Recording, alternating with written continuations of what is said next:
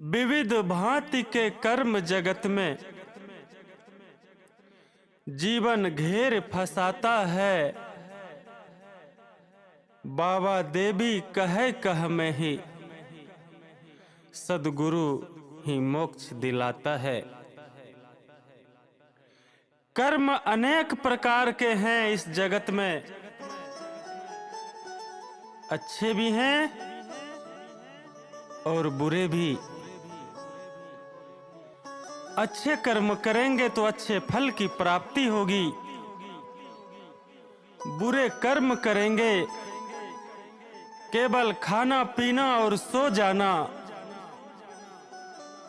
यह काम तो पशुओं का है। पशु भी खूब अच्छी तरह से खा लेते हैं, घूम फिर लेते हैं और फिर सो जाते हैं। तो महाराज मनुष्य का यह काम नहीं है। मनुष्य को यह मनुष्य का जो शरीर मिला है, एक प्रकार से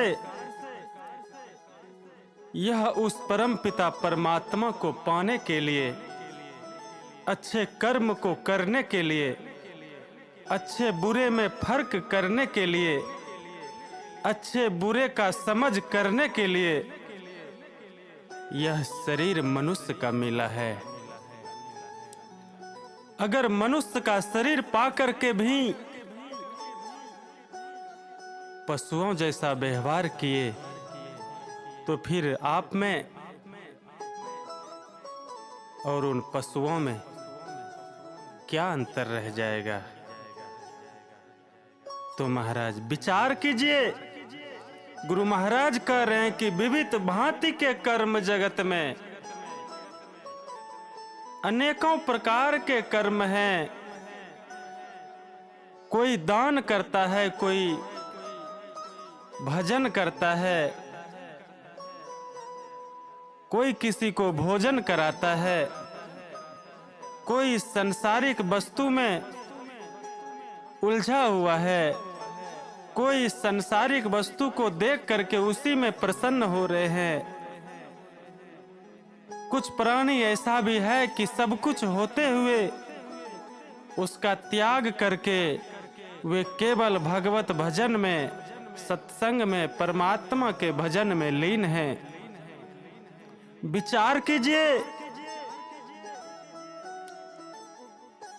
कि जो कुछ आपको मिला है उस परमात्मा की दया से मिला है। मैं एक थोड़ा सा और छोटा सा उदाहरण के तौर पे बताना चाहता हूं। जो लोग कहते हैं कि अरे कल किसने देखा, अगर नहीं देखा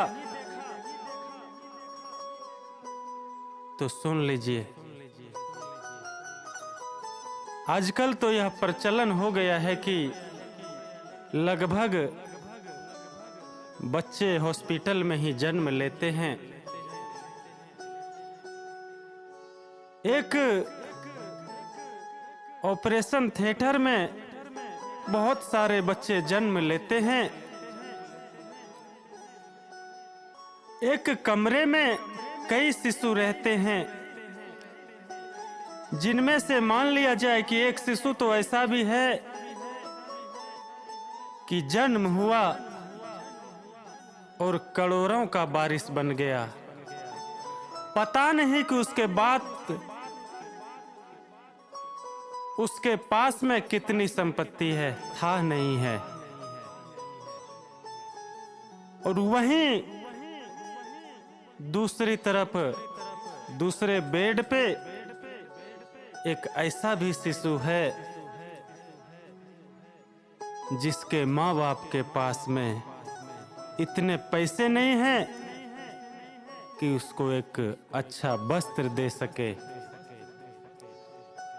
उसको अच्छा भोजन करा सके।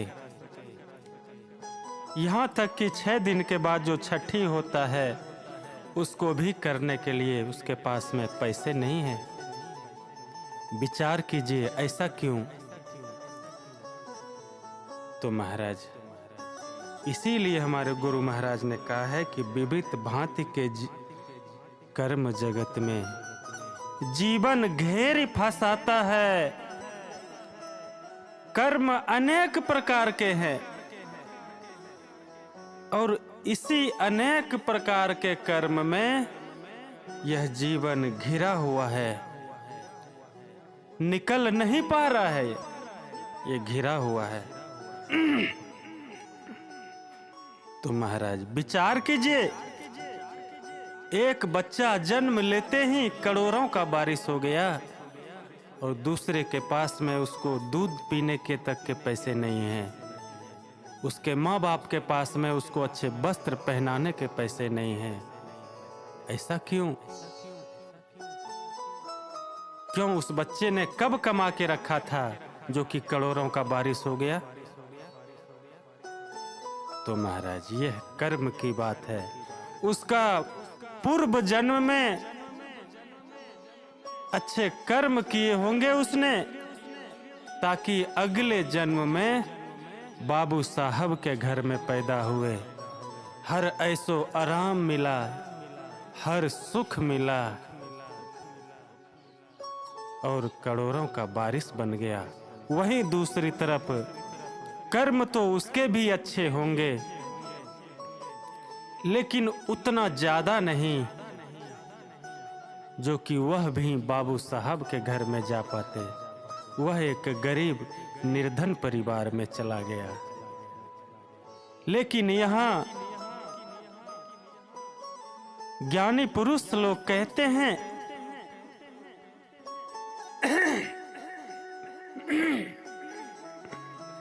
कि एक मार्ग यह भी है कि गरीब के घर में पैदा होना और भगवान की शरण में चला जाना। क्योंकि इंसान को अगर दुख होगा तो वह भगवान के नाम को स्मरण करेगा, भगवान को याद करेगा।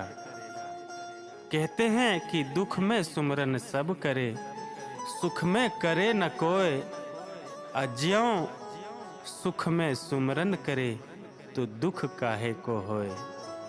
तो महाराज संत लोग ऐसा कहते हैं कि जो धनवान होते हैं